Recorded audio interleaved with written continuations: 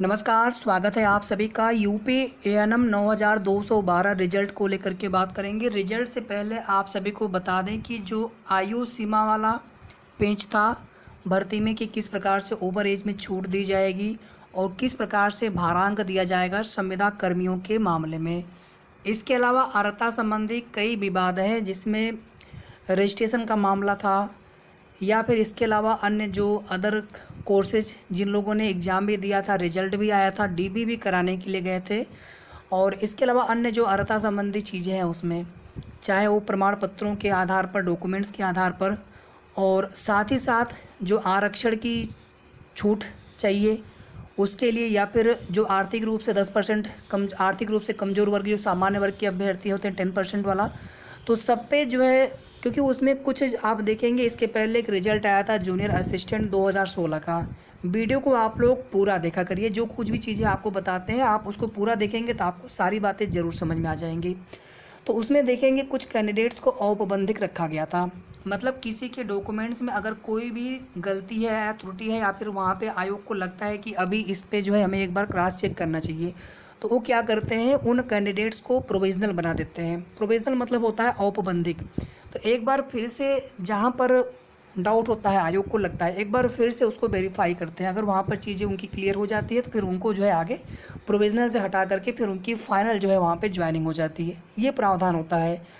तो आपके भर्ती में भी ऐसा 100% होने वाला है, या फिर हो सकता है जहाँ तक हमें लग रहा है। और एक चीज़ देखिए, आप लोग जो ओवर एज वाला या फिर जो एलिजिबिलिटी संबंधित जो कुछ भी चीज़ें आप लोग पूछते हैं, तो ये सब ऐसी चीज़ें होती हैं, गोपनीय होती हैं चीज़ें। आयोग में सब कुछ वो चीज़ें हमें आपको नहीं बता सकते हैं।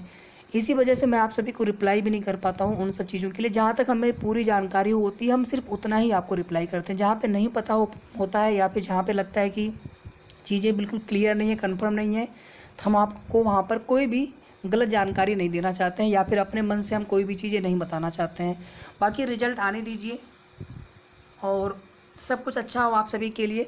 आयोग की भी अपनी पूरी कोशिश है कि भर्ती का रिजल्ट, फाइनल रिजल्ट, ये रिजल्ट नहीं फाइनल रिजल्ट है, इसके बाद फिर सीधे सीधे आपकी ज्वाइनिंग होनी है।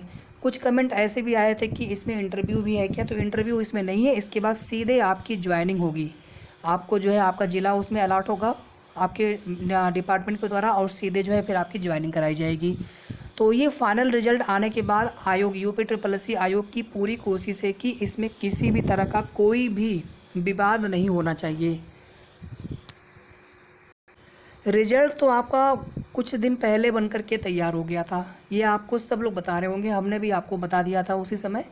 लेकिन रिजल्ट जारी करने से पहले आयोग जो है हर पहलुओं पर विचार कर रहे हैं। शासन से भी उनकी मीटिंग होनी है। उसमें शासन का मतलब हो गया कि जो शासन के अधिकारी हैं वहाँ पर वो बात करते हैं।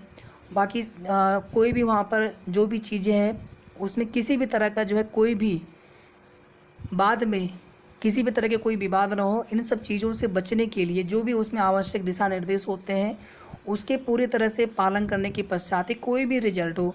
और आपको बता दें, एक आईटीआई इंस्ट्रक्टर की भर्ती है, उसमें केवल इसलिए उनका एग्ज़ाम डेट पोस्टपोन किया गया था क्योंकि वहाँ पर अर्हता संबंधी विवाद होने की आशंका थी। उसमें कई ऐसे लोगों ने भी अप्लाई कर दिया था जो भर्ती के लिए एलिजिबल नहीं थे। और ऐसे बहुत सारे कमेंट आते हैं।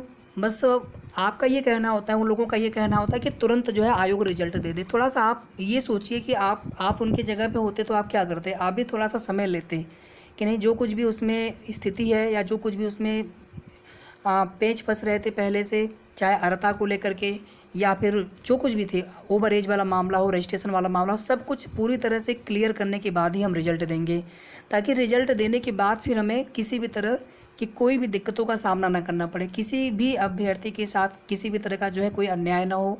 जहाँ तक संभव होगा वहाँ तक जो है आयोग की या फिर शासन की पूरी कोशिश है कि फाइनल जो है ज्वाइनिंग दी जाए, रिजल्ट जो है जारी किया जाए। ऐसे कैंडिडेट्स का भी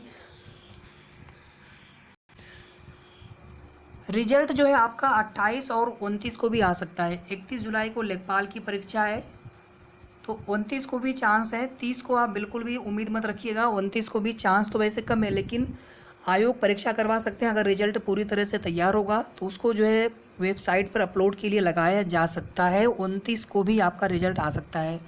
28 की डेट इसलिए काफ़ी ज़्यादा इस समय हाईलाइट है कि 28 तक शासन से प्रस्ताव भेज करके शासन से जो सहमति होती है, एक कोई भी भर्ती होती है, अंतिम जो उसका फाइनल रिजल्ट जारी करना होता है, एक बार वहाँ पे सहमति ली जाती है। एक मीटिंग होती है आयोग में, केवल उसी को लेकर के शासन से उसमें सहमति ली जाती है। शासन का अप्रूवल या सहमति मिलते ही वहाँ पर फाइनल रिजल्ट डिक्लेयर कर दिया जाता है। क्योंकि जब कोई भी मुद्दा जाता है कोर्ट वगैरह में, तो आप देखेंगे कि उस भर्ती बोर्ड के साथ साथ गवर्नमेंट सरकार को भी पार्टी बनाया जाता है। 3-4 लोगों को पार्टी बनाया जाता है, जैसे वो भर्ती बोर्ड हो गए, सरकार हो गए, या उससे रिलेटेड कोई उसमें और अगर भर्ती है, कोई उसमें एजेंसी है तो उसको भी पार्टी बनाते हैं। तो इसलिए शासन की सहमति अति आवश्यक होती है। अगर शासन से अगर अनुमति मिल जाती है तो लेखपाल परीक्षा के पहले पहले भी आपका फाइनल रिजल्ट जारी किया जा सकता है।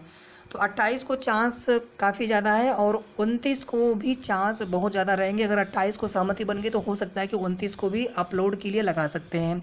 और अगर इन तिथियों में नहीं आ पाया तो लेखपाल एग्ज़ाम होते ही 31 जुलाई को लेखपाल का एग्ज़ाम है, उसके बाद आप 1 दिन 2 दिन का आपको अधिकतम वेट करना पड़ सकता है।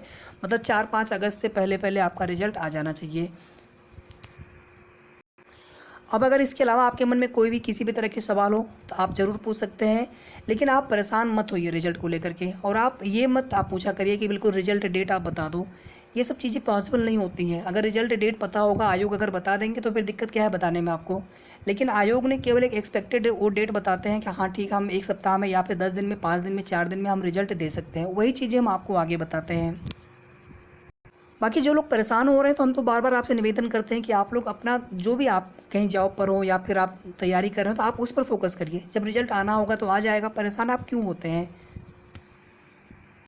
बहुत सारी पुरानी भर्तियां हैं, सबको रोक करके आपकी भर्ती पर काम चल रहा है। इसके बावजूद अगर आप लोग परेशान होते हैं तो फिर आप सोचिए जो पुरानी भर्तियां हैं उनके जो अभ्यर्थी हैं उन लोगों पर क्या बीतती होगी। हम भी लोअर 2019 में हैं, हम भी तो इंतज़ार कर रहे हैं। हमारी भर्ती आपकी पहले की भर्ती है, 2019 की भर्ती है, बहुत पुरानी भर्ती है और मई में डीवी हो गया था। आपकी तो आपका डीवी जून में हुआ था। तो आपका रिजल्ट आएगा उसके बाद ही बाकी कोई भी रिजल्ट आएंगे। इतना तो आप लोग कम से कम, आप लोगों को ये होना चाहिए कि नहीं, आयोग कम से कम हमारी ही भर्ती पर काम कर रहे हैं लगातार और बहुत ज़्यादा डिले नहीं होने वाला है। ठीक है, परेशान मत होइए, कोई भी किसी भी तरह की आप इस तरह मत सोचिए आप कि नहीं रिजल्ट बहुत डिले होगा, ये सब चीज़ें मत आप सोचा करिए। क्योंकि रिजल्ट आ जाएगा आपका। रिजल्ट में बहुत सारे इसमें दिक्कतें आ रही थी अर्हता संबंधी और बाकी चीज़ों को लेकर के, इसी वजह से यहाँ पर डिले हो रहा था।